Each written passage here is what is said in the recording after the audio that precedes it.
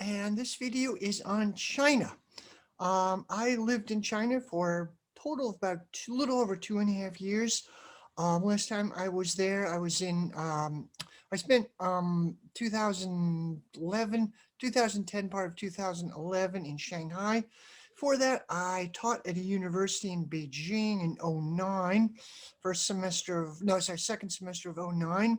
And then before that, way before that, like 12 longer years before, I taught for 2 years in Xi'an, a city in northwest China, Shanxi province. I loved it there. It's an experience of a lifetime. So anyway, in this video, I'm going to talk about China.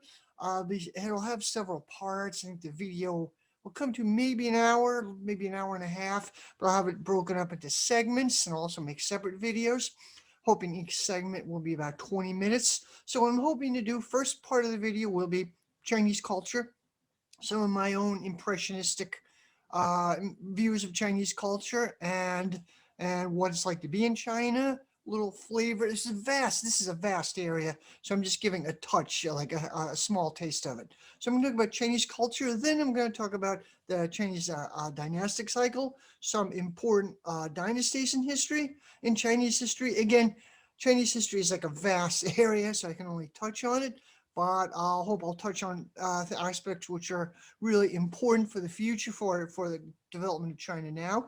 Then I'll talk about the Chinese Revolution, starting from 1911 and according to some accounts still continuing today.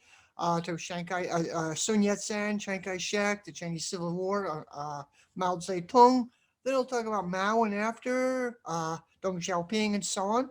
Then this last segment will be on interpretive views of the Western left towards China and some of my thoughts. Okay, so here it goes. So here it goes. Chinese students are really wonderful. Taught Chinese university students and late high school students a bit, and they're really wonderful. They're much different from American or Western students. Totally different. One thing in high school, Chinese high school is they have the Confucian tradition. It's very rigorous, very severe. Like students are literally in school from about 7 o'clock in the morning till 9 o'clock at night. They don't go to classes all that time, continuously, of course. But what they do is they go to school, they have classes, they come home at 5, have dinner with their family, then they go back to the school until and do homework or other assignments, and they're constantly subjected to make or break tests constantly. A lot of rote memorization, and then Chinese kids who go on to higher education, to college or university, only a tiny number of people do. They have what they call the Gaokao, which is Chinese university entrance exam. It's kind of like the SAT in the U.S. The version of it is the SAT. I don't know, not sure what they have in other countries, but it's like the Chinese SAT, and it's extremely rigorous. Like only a tiny number of people pass it. And it's given in 2 days, 2 or 3 days in June, I believe, every year.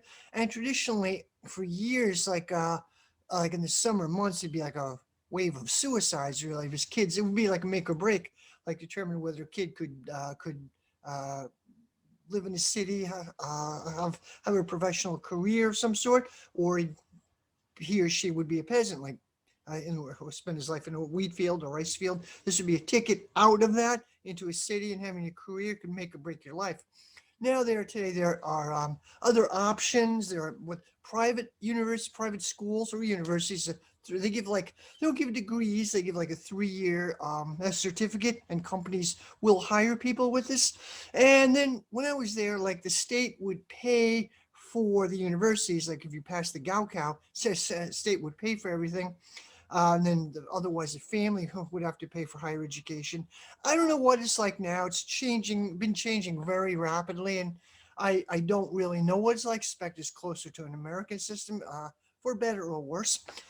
Okay, so once the kids get to school, once they get to university, the maturity level is different. Like 19, 20 year olds, 18, 19, 20 year olds, they kind of act more like middle school kids in the US, junior high school kids. Like classes are 2 hours long. I shaved off really an hour and a half, and it's like a 10-minute break. was supposed to be a 10-minute break, often a 20-minute break. But anyway, kids would, like boys would chase each other around the room, and girls would cuddle up with each other, like make fifth, sixth, seventh graders. Of course, they don't, they different maturity level. They haven't lived as much on their own. Um, I don't want to exaggerate this too much, but sort of Chinese culture seems to have a different sense of personal identity. Like many students, like almost all students, I asked them why they decided to pick their major to study what they're majoring. They would always tell me, which my family wanted me to. Like, why did you go into account? By the way, business majors or business is extremely popular. I mean, extremely popular. No one is interested in art, or I mean, I should say art. No one's interested in history or liberal arts. There are some art schools, but most part people want to make money, and which is understandable. It's a developing country. So I asked students, like, why do you pick accounting or management or whatever? It's always my family. My parents wanted me to. It's like it's considered to be an obligation. You do it. You do what your family wants you to do.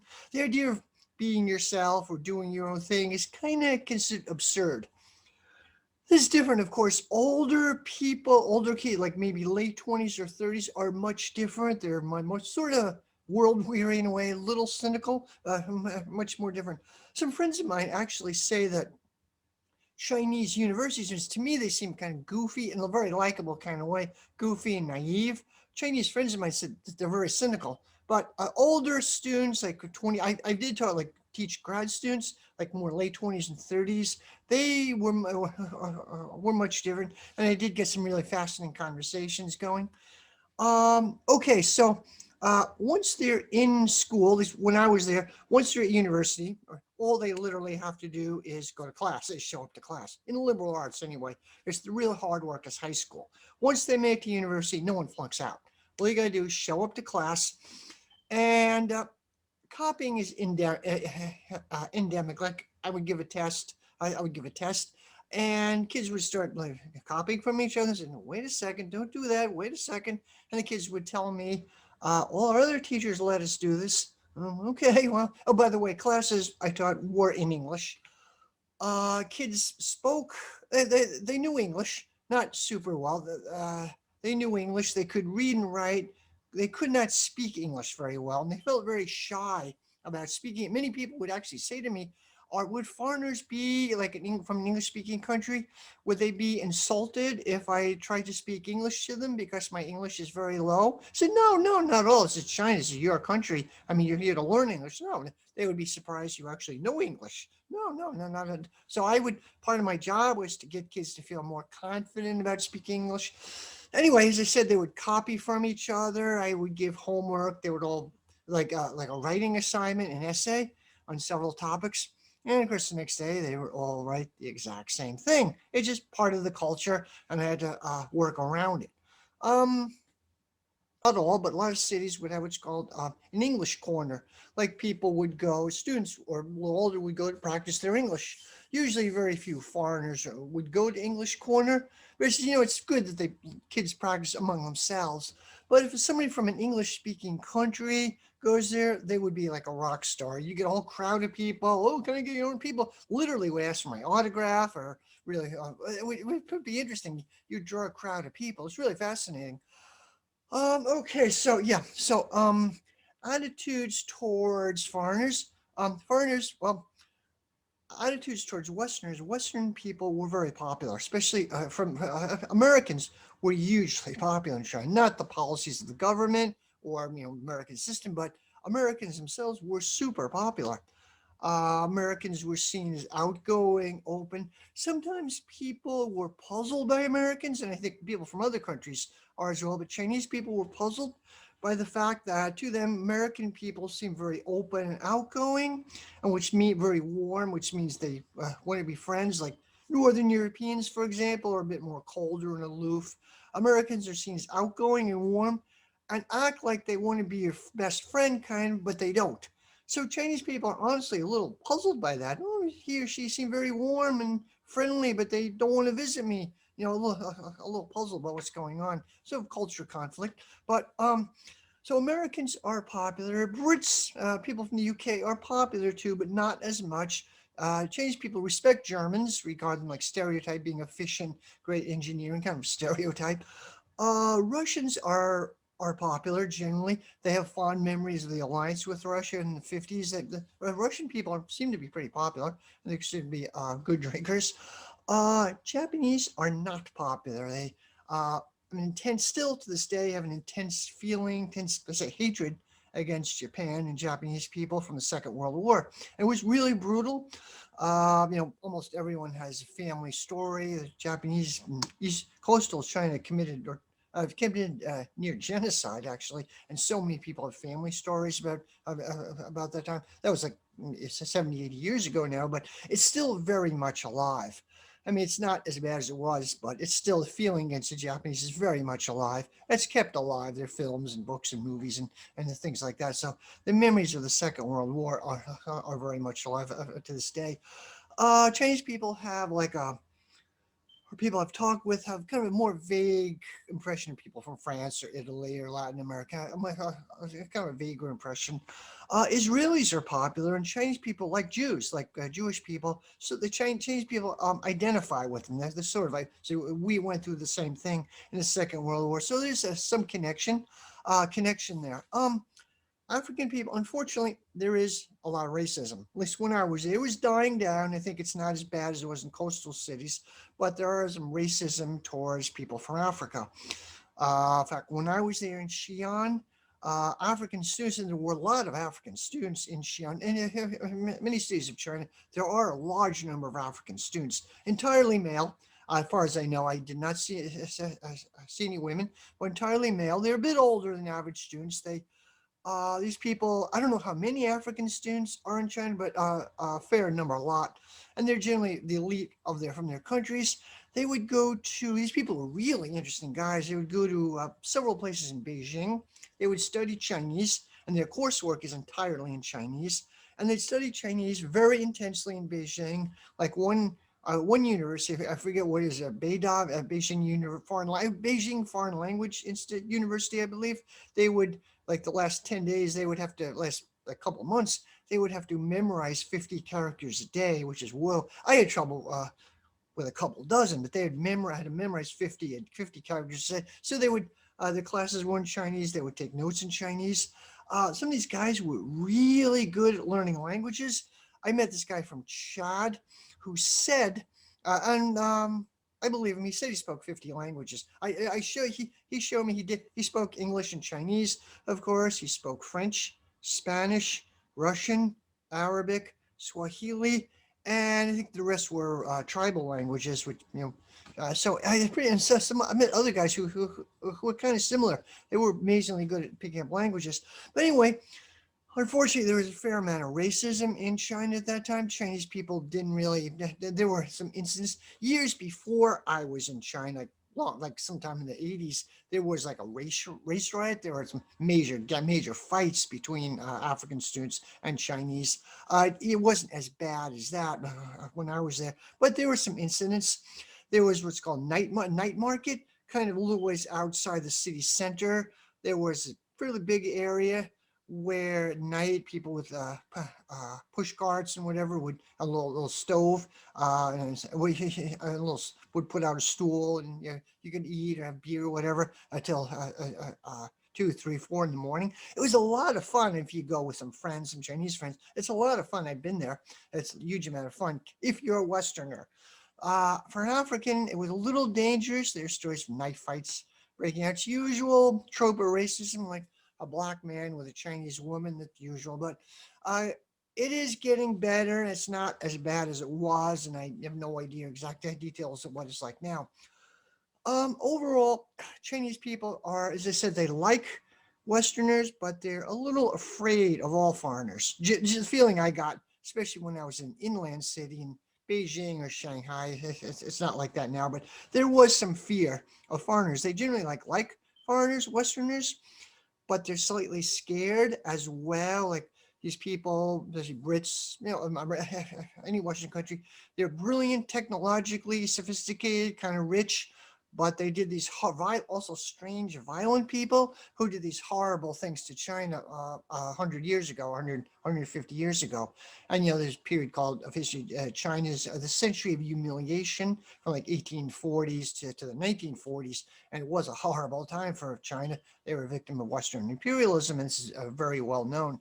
So Chinese people were a little hesitant. I mean, they kind of admired foreigners, but they, I would notice you go to a restaurant or any public place, and people would be friendly, but they'd back away a little bit. Like, who are these people? That was easing. When I was first there, China had been had opened up, of course, but not. It was still relatively recent, not like it had been. So Chinese people were still getting used to contacts with foreigners, but now, like in Beijing or Shanghai, it's much different now. It's not. There was also when I was first there, there was a big drive to immigrate to the U.S. Other countries as well. Canada to some extent, Australia, but mostly the U.S., not the UK so much, maybe Germany or other countries, but the US was really big. It's easy to leave the US. I'm sorry, easy to leave China. Obviously, very heavy population, and the government doesn't really mind it that much if people immigrate. But the problem is getting into the U.S., getting a visa, green card, and people would approach me. They said, "Do you have any connections? Do you know anyone? Do you know anyone at the State Department?" At the U.S. State Department by any chance who could help me get in? I've heard that from so many people. I don't. I felt bad. I don't. But it was like an odd kind of frenzy. And, America was seen as a rich country. It's also seen, for better or worse, as more open. Not, no one really cares about political freedom, but we're seen like an more open society. Whether you're in China, like family networks control things, and in U.S. you can do anything you want. It's a stereotype, not that it isn't this way, but this is a stereotype people have. You can do anything you want. You can reinvent yourself. I mean, it isn't this way. I know from experience it really isn't this way. But many Chinese people did have the stereotype, and American way of life, what they thought was the American way of life, was very appealing to a lot of people. At the same time, there was this TV series, and I'm dating myself. It was very popular when I was there. It was called basically A Native of Beijing in New York, and it was a series. I saw it a couple. It was on a little while before I was there, but people would ask me about this, and I did see a few episodes. Not for me, it wasn't super interesting, but apparently it's very well made. And it was about a woman from Beijing who married an American guy and came to the U.S. And she had a horrible time there. Life fell apart. Her marriage fell apart. Showed America as a alienating, ultra-competitive society, which I think it is. And Chinese people would ask me, "Is that accurate? Have you seen a native of Beijing in New York? Is that the way things really are?" I kind of said, "Well, yeah, pretty much so. Yeah." I think it was a way the government trying to tone down the American philia somewhat. I can give an honest answer. Yeah, I think it's probably is kind of accurate, but it depends who you are and where you are and what you're doing.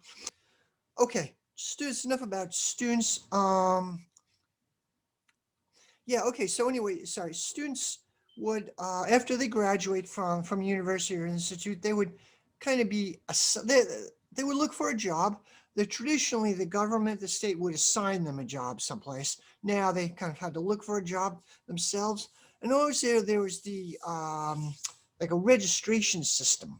Like Chinese people didn't have a lot of mobility. Generally, where you're born is where you work and where you live. You could travel anywhere you wanted to in China, but it was hard to get a residency permit, like citizenship rights in another city other than where you were born. So there wasn't a lot of mobility. So that was changing. That was changing when I was there. It's modified somewhat, but there wasn't a lot of mobility. So anyway, Chinese people did try to find, like Shenzhen was a big magnet. Students would graduate, go to Shenzhen, like it's it's a city, kind of commercial industrial city in southern China. I've been there. It's booming, and it was a big magnet. It's easy to get like a residency to live there. Okay, so got that. Now, other than students, languages. Okay, so the language of China is Mandarin, of course. What we call Mandarin is a Hanyu is like Chinese.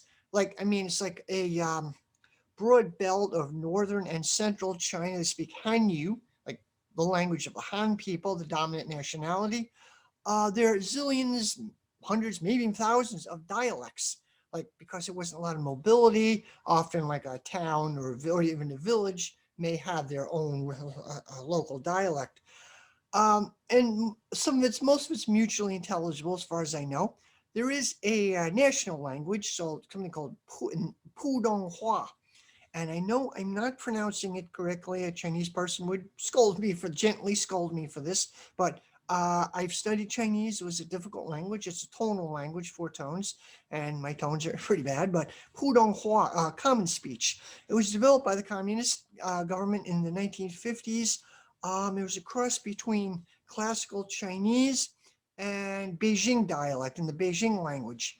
And people say, even who are anti-communist, said the government did a good job, a really good job. So it's the official language of China.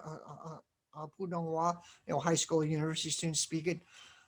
It's There are other languages like there's Hanyu, like Mandarin, and Pudonghua is the official dialect of Mandarin. Uh, by the way, there's a version of it in Taiwan, and I know I'm not pronouncing it correctly, but Goryu, like national speech, national tongue. Uh, People from the mainland kind of thinks it sounds archaic and sort of like Shakespeare's English would sound to 21st century Americans. It sounds quaint and kind of a dead language. To people on the mainland, I've heard. Okay, now, other than that, there are elsewhere in China, there are different languages, like not just dialects of Mandarin, but languages like different language family altogether, like Shanghai or Jiangsu province, which is a province which surrounds Shanghai. People speak the Yu dialect, which is totally different. Fujian province in southern China, which is where many Chinese Americans immigration from the 19th century traditionally came from. Uh, there's also Cantonese or Guangdonghua. Guangdong is Canton, or the Canton is called Guangzhou in Chinese, and the province is Guangdong, so it's Guangdonghua Cantonese, which is a totally different language family. Like China has four tones, Guangdonghua, I believe, has seven tones. It might be related to Malay or I don't really know, but what the theories are, but it's vastly different from Chinese. Now, there's been some bit of a power struggle or contest between the central government has been trying to get everyone to use Pudonghua and mainstream, and there's some pushback from the Cantonese provincial government. So no, we're going to use Cantonese. We're going to use Guangdonghua. I don't, and they've been sort of ignoring the central government in a lot of ways. I don't know what the current situation is. I don't know, but it's been a bit of a standoff. And then there are other dialects as well, and there are nationalities like Tibet or Tibetan's totally different language and a different script, different alphabet. Anyway, so however, everyone and Xinjiang province is different still. Everyone in China uses same characters, the same writing, and again, the government developed this or they had sort of more of a simplified version of traditional Chinese characters, varying back for hundreds of years. The characters were really complex, almost made deliberately complex as a form of elitism. So people who were fully illiterate had to take years and years to study it. That was part of the Confucian system to pass the Confucian examination to be like a bureaucrat or go into the government elite. You had to, spend a huge amount of time studying, and few people could afford to do this. So it was a form of elitism. Chinese government after the Chinese Revolution had two what they call simplifications. They made it much easier to read and learn. I think during the 1980s or 90s, I believe they proposed a third simplification of the characters, and that was resisted. People say it would have taken the integrity out of the characters, would have lost a lot, and so they didn't do that. There are Chinese people who can generally understand, despite the simplification changes in the characters, they can more or less understand like a newspaper in Korea or Japan or or Taiwan. I mean, maybe understand two-thirds of it or so. There's still kind of, I mean, the language is vastly different. like Chinese dialects and Japanese are nothing in common, completely different language family, and it's the same with Korean and so on. But they do share cultural heritage. Okay, where are we now? Yeah, ethnic groups. So the dominant ethnic group are the Han, which are 90% of the population, but 10% are minorities, ethnic minorities, but 10% out of 1.3 or 4 billion is a lot of people, uh, over 100 million people. So the minorities are, a lot of them are several dozen. I don't really know off the top of my head, of course, Tibetan people, Uyghurs, which are ethnic Muslim, Turkic speaking ethnic minority in Xinjiang province, and they are in the news. I will talk about them later. I can give some of my opinions. There's some of the bigger minorities, the Kazakhs. From Kazakhstan, but also population in Xinjiang. There are other groups as well. Dai nationality, DII in English. They're related to the Thai people in Thailand, very short people, some area in far southern China. They're the really intriguing nationality of the Naji people. In English transliteration, it's Naxi. They're matriarchal people in Yunnan province, so southwestern China. They kind of they live like in their own area. There's a region, and they kind of live sort of semi-isolated, but it's a fascinating tourist area. They have their own unique religion, which goes back like thousands of years, and their culture and their own characters, which are kind of like modern character, like ancient Chinese characters were.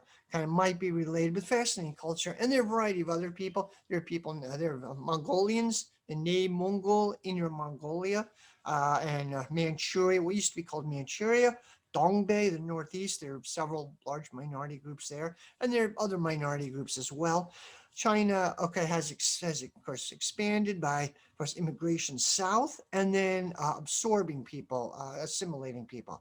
A few other things at random. It doesn't take much to draw a crowd in China, especially in inland China. Like it's not in Western countries, you don't get involved in the spectacle, like two people fighting in the street. You just kind of politely ignore it, or something really bad happen. You don't. It's like none of my business. You don't get involved. In China, it's different. Like there's something going on. Very unusual happening. You'll very rapidly draw a big crowd. Example, I remember when I was teaching in China's second year, there were a couple of months it was very hot. It was extremely hot in China, extremely hot where I was. So I said, let's have classes outside. And okay, students said, yeah, fine. And we had this like really nice place right outside where I would give. I was talking about. Yeah, I forget what I was talking about. English, something English grammar, uncountable nouns or whatever.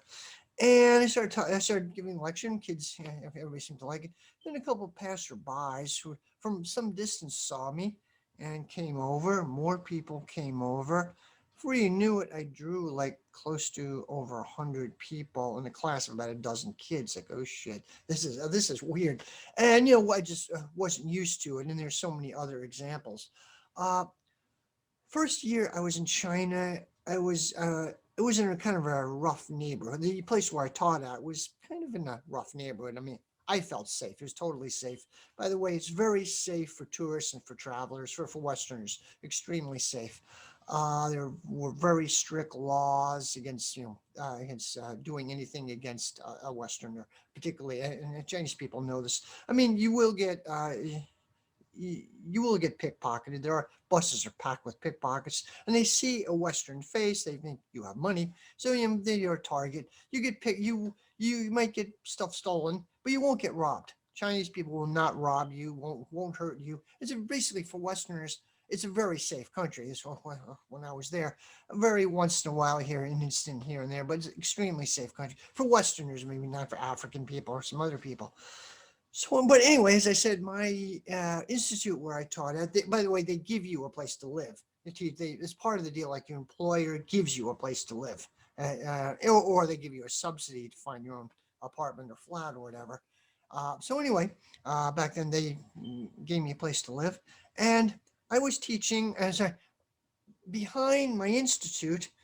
I taught at an institute run by the Bank of China, and behind my institute, there was like an alleyway where, like often, like almost every night, or every other night, a couple times a week, guys would have fist fights. Guys, not fist fights, guys would have fights. Two guys, like working class guys with their shirts off, would be yelling at each other. And there'd be a crowd, maybe 100 or 200 people watching them. This would go on maybe a couple times a night, and this would go on for hours. Like guys would trade a few blows, and they'd yell at each other for hours, for not hours, for like 20 minutes, and they'd trade a few blows. I don't know what would cause it. What maybe one guy stole another guy's girlfriend or something like that. I don't know. They're like working class guys letting off steam, basically. And so it would draw a crowd. It was a huge number of people who would watch this for cheap entertainment. It was kind of one thing about China is lots of restaurants. It's a food oriented culture. I mean, everybody likes to eat, but Chinese people really like to eat. And food is cheap. It comes from the countryside, bringing it from the countryside. It's very cheap. So there's zillions and zillions of restaurants everywhere you go. Uh, they could vary from like a really upscale, a very expensive, ornate looking restaurant. And I noticed when I was in Xi'an, like a really upscale looking restaurant would maybe look like they would serve one or two meals a week. And I couldn't understand how they stayed in business. But then this type of upscale restaurant would often be right next door to like a hole in the wall place, or to next door to a guy in the street with a stove and a couple of chairs. And often restaurants would be jumbled up. They'd be like two or three or maybe four restaurants on top of each other. It's like jumbled up. It's really fascinating. And if you like to eat, China's the place to be. So there are, I believe it's seven what they call cooking systems throughout China. In China, different provinces have their own style of cooking. And Chinese food is much different from Chinese food in the U.S. Chinese American food, like Chinese takeout, or it's completely different from. There are stories of Chinese people come to the U.S. and their friends or people they're visiting, whatever, and take them out to a Chinese restaurant. And they say, like, "What is this shit?" I mean, it's completely different. Generally, Chinese American food seems to be an Americanized version of Fujian cooking, but it's totally different now. Like some connections, like chow mein, originally in Chinese jiao mian. I'm not pronouncing it well, which means fried noodles. So it evolved, but okay. Anyway, Chinese food itself, cooking itself, is vastly different from stuff you get at a Chinese restaurant in the U.S. There are seven cooking systems. Now, I don't remember what they all are. Ones I remember are hot spicy food, Hunan. Hunan cooking is really good, one of my favorites. From Hunan province, where Hunan's like sort of central coastal province. Mao Zedong came from there. Also connected with the Chinese railroad industry. I'm not really sure why, but there's a tradition with people work on the railroad being Hunanese. I don't know why this is, but the food is really good, hot, spicy cooking. Sichuan, of course, is hot, spicy cooking. Sichuan hot pot is really good. I've been to near Chengdu, which is the capital of Sichuan. There's a riverbank and like you just like sort of a college town atmosphere. One area of it, there's universities and stuff, and lots of bars and restaurants facing the river, and you can sit there have hot pot. Really cool. I like Chengdu, one of my favorite cities. Um, and there are other like northern China Chinese foods. I was in the Shanxi province, which is Xi'an, is located in northwest China. Their cooking is more oily. I didn't like it as much, but I like southern Chinese food, fried noodles, fried. They have what they call dumplings, very popular food all throughout China. Dumplings, jiaozi in Chinese. They have it in Russia, a version pelmeni. And where I live in Maine, they call it pot stickers. They sell it here, but it's not really the same thing. But it's jiaozi in China, and there's zillions of small restaurants which sell jiaozi called jiaozi guan. It's kind of a dumpling with sometimes vegetables, sometimes meat, a mixture of things in it, and often it's fried or boiled. Sometimes they have them soup. I loved it. I could live off it and eat it with chopsticks. Really great. You go cheap out, very for a Westerner, very cheap restaurant. Have a beer, have a bottle of beer, and beer is fairly cheap. Eat your jiaozi. They give Westerners like a spoon or something. Sometimes they know we can't handle chopsticks that well. It's not a big drinking culture. I've noticed beer or wine, but they're not really big drinkers. There is drinking games which students like to play as a beer drinking game, and I don't exactly. I've tried to play it once. You have to sort of guess how many fingers the other person has, like one, two, three. I don't know how to play it. People have taught me, but in the evenings I would hear it all around my apartment. Guys, sometimes girls as well, but mostly guys would play this drinking game. Usually they'd play till 9 or so. Like it's not a big drinking culture. Chinese people get up really early, like 5 in the morning, often, and they go to bed early, like 8 or 9, usually 9. And they're not usually these kids can't really handle it that well. So kids getting really excited with this drinking game and having a couple of beers, they'll be in bed by 9. I kind of know it. Here, Chinese religion. Chinese people are not religious, not all in the Western sense. If you ask most Chinese people, I'd say are probably atheists or agnostics. Or agnostic, not even not just the current communist government. This goes way back in Chinese culture. You ask most Chinese people what they believe in, said, "I believe in myself." Yeah, usually you'll get that. Chinese religions and philosophy are often like agnostic philosophies or religions, like they're not metaphysical. Chinese philosophy was not like don't what's the ultimate reality? They don't care. Who cares? It doesn't matter. They're pragmatic. What works? Very pragmatic. There's three traditional religions of China are Buddhism, Taoism, and Confucianism. I won't get into this too much. They weren't considered to be mutually exclusive. You could believe in all three at the same time. They weren't like religions in the Western sense. Um, and there's Chinese folk religion, which is a really complicated mesh of things. And this has had a big influence in Chinese culture. Though there are some people who are somewhat religious, but it's not a big thing in China at all.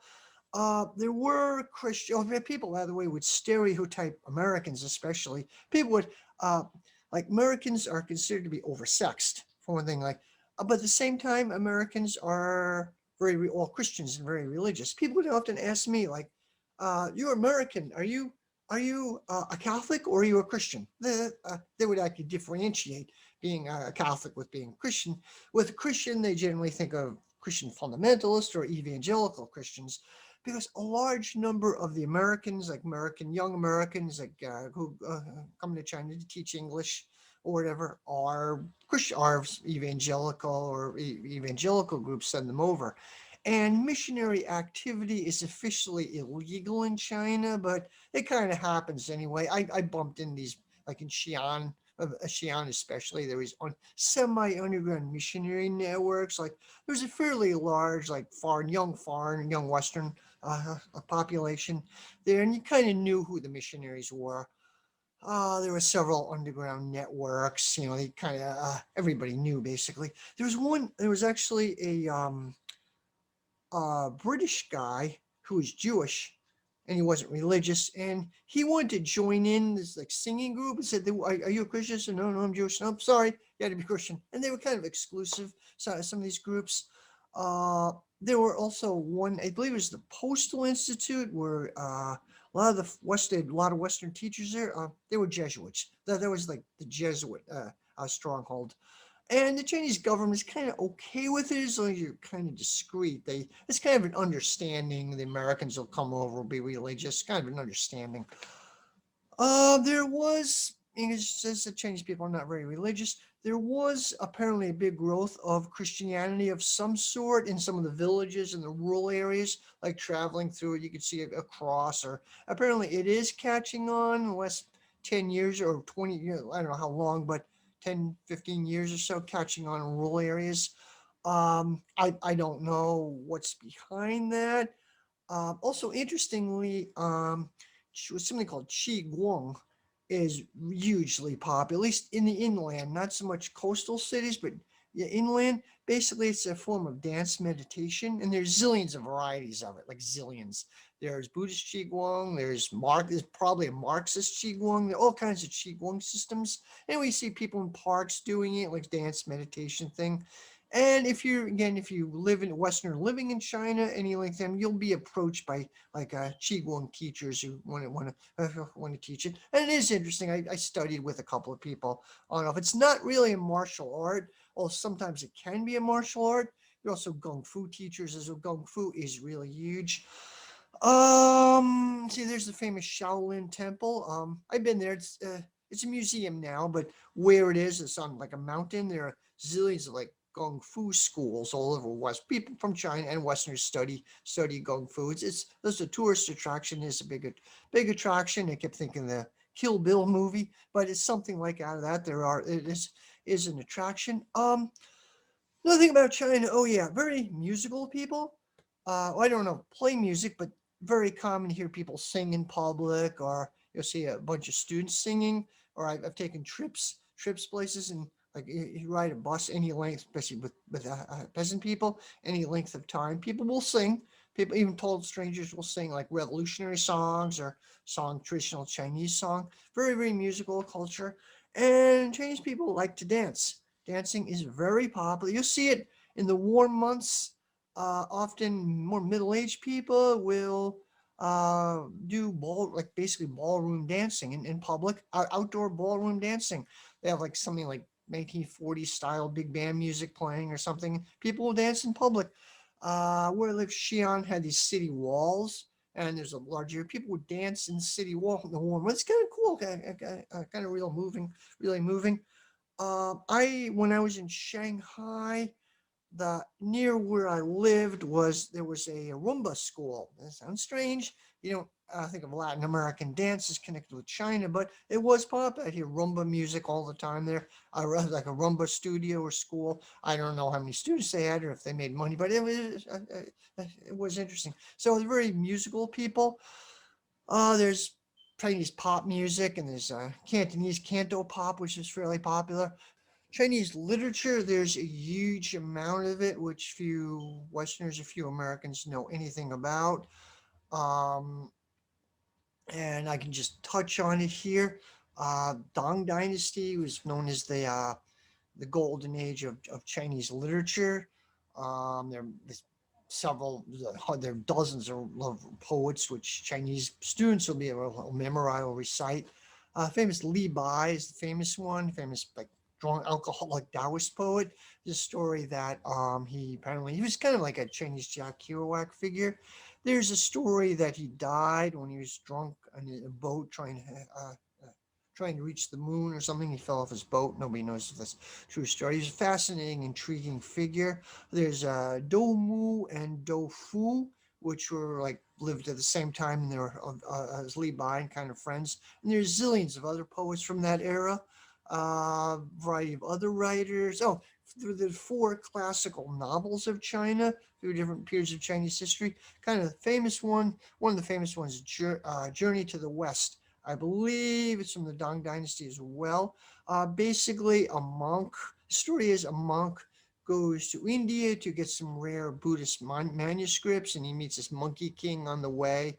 And often in English is known as the Monkey King, and they're all huge story, many stories about him. It's hugely popular. They're in China. There are probably several dozen movies, books, cartoons, and it's influenced like anime. I'm not a big anime person, but I know Avatar: The Last Airbender is kind of based on that, and there are probably lots of other stuff as well. Dream of the Red Chamber was another novel. It's a novel from, I believe, the early Qing Dynasty, like around the late 1700s. It's really intriguing book. I've read parts of it. It's highly complex. In fact, people actually spend a lifetime, like as a sideline, studying and analyzing it. Kind of the rise or the fall of a powerful family of that era. It's about a young man who has lots of girlfriends. That's part of it. And there's a lot richly textured novel. Dream of the Red Chamber, really intriguing. It's really huge in Chinese culture to this day. There's a revolutionary writer from the 1930s, 20s, and 30s, Lu Shun. I believe he's from Shanghai. I don't know if he was, there's ambiguous whether he was really in the Communist Party or he was sympathetic to it for a while. He may have broken with it. I don't really know. He's an intriguing figure, and I may talk about him later. And there are dozens and dozens of other writers who all Chinese people will immediately identify, or educated Chinese people immediately know, but you're not Chinese, you won't know about. Unfortunately, it's a vast cultural world. Several more things about Chinese culture before I end this section of the video. First, as I was saying, it's a group-oriented culture, more so than most Western countries. Like an example I can think of, you go to a museum. You're with a group of Chinese friends, 5 or 6 people maybe, or more, or whatever, and you go to an art museum, a history museum, whatever. They're set up like a museum in the U.S. And in the U.S., you'd go with a couple, 5 or 6 friends, and you'd spread out. You'd go from room to room, and people would spread out and look at the exhibits at their own pace, and you'd meet up. I'd meet up, at least my experience. In China, it's a little different. In China, you go as a group, like from painting to painting, or like 5 or 6 people. You go from painting to painting as a group, or exhibit to exhibit. If you go off on your own, people might think you're angry, or not feeling well, or being rude. So you kind of don't really do that unless something really big comes up. You stay with the group. It's group oriented. And you can see this with Chinese traveling, Chinese tourism. And this kind of pervades a lot of Chinese culture. It is group oriented. Um, to a Westerner, it might seem like, as I was saying about students, have to kind of allow other kids to copy from them, or people at the dorm would think they're crazy or give them a real, I think they're being antisocial. Um, to a Westerner, it may seem conformist, and in some ways it is, but I look at it this way, that China is the oldest continuous civilization in the world, so something about it is deeply satisfying to people. It's some ways runs on different lines than Western cultures, but in its own way, it is deeply satisfying. It's continued as long as it has. Um, so yeah, so there's the concept, you could say saving face or social obligations are really important. Like an example, I grew with my students for quite a while when I was first there, first year I was there. Want to cook. I want to, hey, we'll come over to your place and we'll show you how to do some Chinese cooking. So yeah, sure, cool. And I finally set aside a time, and fortunately I got a bad cold that day. And some kids stopped by and say, hey, we want to know what we should pick up. Will you give us, well, we can buy some groceries for you. I said, well, could we reschedule this? I really not feeling good. Could we really reschedule? Oh, yeah, sure. No problem. No problem. And they never came back. They never asked me about this again. And I thought that was a little odd. I asked a Chinese friend, older guy who knew Chinese culture and Western culture really well, said, I shouldn't have said that. What he did, me, especially being a teacher and especially being a foreigner, I made a big mistake in canceling out. Even if I was really sick, you don't do that. You follow your social obligations. If you say you're going to do it, you do it. Like it's more of, and would and it's a culture based on subtle gestures. Like you could offend someone without meaning to. Westerners are more direct. Like you want to say a big thing about, there's a big emphasis on saving another person's dignity. Like if you don't like someone, you won't say I don't like that person. You say I don't have a good relationship. Or if you do like someone, you're close friends with someone, you say I have a good relationship with that person. It's kind of more indirect. It's built into the culture in some ways.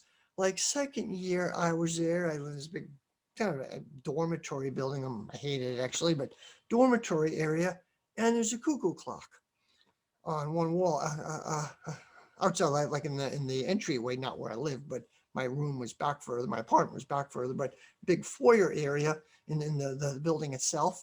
And there's this cuckoo clock. Apparently, a Japanese company, some Japanese university actually, donated it to university I was at a few years earlier. And it's a cuckoo clock, but it was a Bavarian cuckoo clock, which meant it's a German cuckoo clock given by a Japanese outfit to China. There was a subtle dig there. I don't know what was going on, but there was Chinese people explaining there's probably some kind of subtle. For some reason, the university didn't say anything. They hung they put the cuckoo clock up. It was a huge right, big one actually. They put the cuckoo clock up there. I don't know what's going on, but there are some indirect messages because Germany was Japan was horrible during the Second World War, and Germany was Japan's Second World War ally. So there were some subtle messages there, and I don't. No one quite figured out what it was as far as I know, but that's kind of common, like as a level of subtlety going on there that Westerners would often miss. Okay, in closing, there's one more topic and kind of related to the a concept guanji, connections or relationships. Like in China, it's not who you know, it's not what you know, it's who you know. It's true anywhere. It's true in the U.S. And more so as the U.S. becomes an economy of scarcity. But in China, it's really big. Like it's often common that you have a friend of a friend who helps you get a job or helps you do something, and it's kind of embedded in Chinese culture. So, like, there's the way things really are. There's the way things officially are, like, but the way who runs the university or who plans the curriculum or who runs this or who runs that. There's the way things officially are, and the way things really are, which they don't really publish, but everybody knows it. So I think this is important to keep in mind when analyzing the Chinese economy. Like, is a company private or is it run by the state or what's going on? There's several levels to this. That's not often not quite what a Westerner might think. Now, although I don't mean to stereotype, and if you are Chinese or if you disagree, be happy to debate or dialogue. This is just my subjective experiences here, and I'd be happy to interview someone who has opposing opinion or who disagrees. And I'm afraid this section has been a little jumbled up. Actually, some of this was kind of stream of consciousness. Okay, well, this is it for this section of the video, and the next section will be Chinese dynasties.